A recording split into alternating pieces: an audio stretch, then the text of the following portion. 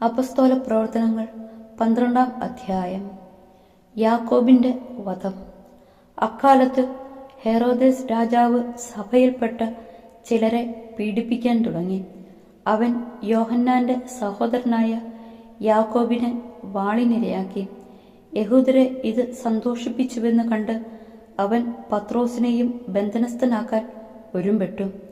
അത് പുളിപ്പല്ലാത്ത അപ്പത്തിന്റെ ദിവസങ്ങളായിരുന്നു.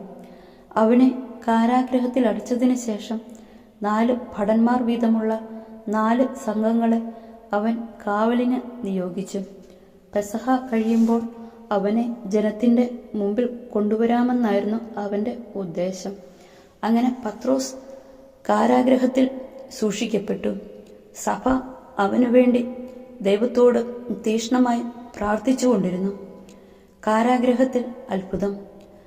പരസ്യവിചാരണയ്ക്ക് പുറത്തു കൊണ്ടുവരാൻ ഹെരോദേസ് ഉദ്ദേശിച്ചിരുന്നതിന്റെ തലേ രാത്രി പത്രോസ് 2 ചങ്ങലകളാൽ ബന്ധിതനായി 2 പടയാളികളുടെ മധ്യേ ഉറങ്ങുകയായിരുന്നു. പട്ടാളക്കാർ കാരാഗ്രഹവാതിൽക്കൽ കാവൽ നിൽക്കുന്നുണ്ടായിരുന്നു. പെട്ടെന്ന് കർത്താവിന്റെ ഒരു ദൂതൻ പ്രത്യക്ഷനായി. ആ മുറിയാകെ പ്രകാശം നിറഞ്ഞു. അവൻ പത്രോസിനെ പാർശ്വത്തിൽ തട്ടി ഉണർത്തിക്കൊണ്ടു പറഞ്ഞു, വേഗം എഴുന്നേൽക്കൂ. അപ്പോൾ അവന്റെ കൈകളിൽ നിന്ന് ചങ്ങലകൾ താഴെ വീണു.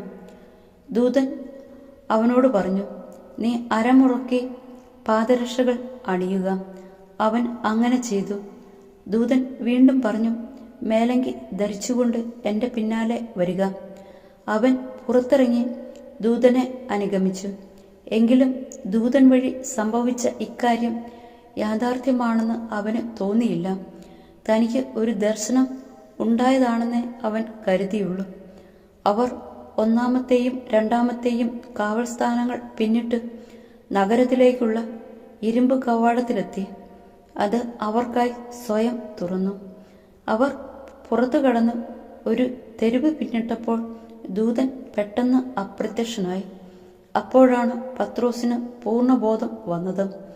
അവൻ പറഞ്ഞു, കർത്താവ് തന്റെ ദൂതനെ അയച്ച് ഹെരോദേസിന്റെ കരങ്ങളിൽ നിന്നും യഹൂദന്മാരുടെ വ്യാമോഹങ്ങളിൽ നിന്നും എന്നെ മോചിപ്പിച്ചിരിക്കുന്നുവെന്ന് ഇപ്പോൾ എനിക്ക് വ്യക്തമായി. ഇക്കാര്യം ഗ്രഹിച്ചപ്പോൾ അവൻ മാർക്കോസ് എന്ന അപരനാമമുള്ള യോഹന്നാന്റെ അമ്മയായ മറിയത്തിന്റെ വീട്ടിലേക്ക് പോയി. അവിടെ വളരെ പേർ സമ്മേളിച്ച് പ്രാർത്ഥിച്ചുകൊണ്ടിരിക്കുകയായിരുന്നു. അവൻ പടിവാതിൽക്കൽ മുട്ടിയപ്പോൾ റോധ എന്ന വേലക്കാരി ഇറങ്ങി വന്ന് നോക്കി. പത്രോസിന്റെ സ്വരം തിരിച്ചറിഞ്ഞ അവൾ സന്തോഷഭരിതയായി വാതിൽ തുറക്കുന്ന കാര്യം മറന്ന് അകത്തേക്ക് ഓടിച്ചെന്ന് പത്രോസ് വാതിൽക്കൽ നിൽക്കുന്നു എന്നറിയിച്ചു. നിനക്ക് ഭ്രാന്താണ് എന്ന് അവർ പറഞ്ഞു. അവൾ വീണ്ടും തറപ്പിച്ചു പറഞ്ഞപ്പോൾ അവന്റെ കാവൽദൂതനായിരിക്കും എന്നായിരുന്നു അവരുടെ മറുപടി. പത്രോസ് വാതിൽക്കൽ മുട്ടിക്കൊണ്ടിരുന്നു. അവർ കതക് തുറന്നപ്പോൾ അവനെ കണ്ട് വിസ്മയിച്ചു. നിശബ്ദരായിരിക്കുവാൻ കൈകൊണ്ട് ആംഗ്യം കാണിച്ചതിന് ശേഷം എങ്ങനെയാണ് കർത്താവ് തന്നെ കാരാഗ്രഹത്തിൽ നിന്ന് രക്ഷപ്പെടുത്തിയതെന്ന് അവൻ വിശദീകരിച്ചു. ഈ സംഭവം യാക്കോബിനോടും സഹോദരന്മാരോടും പറയണമെന്ന് അവൻ ആവശ്യപ്പെട്ടു.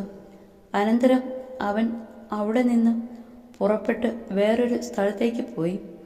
പ്രഭാതമായപ്പോൾ പത്രോസിന് എന്ത് സംഭവിച്ചിരിക്കാമെന്നതിനെക്കുറിച്ച് പടയാളികളുടെ ഇടയിൽ വലിയ പരിഭ്രാന്തിയുണ്ടായി.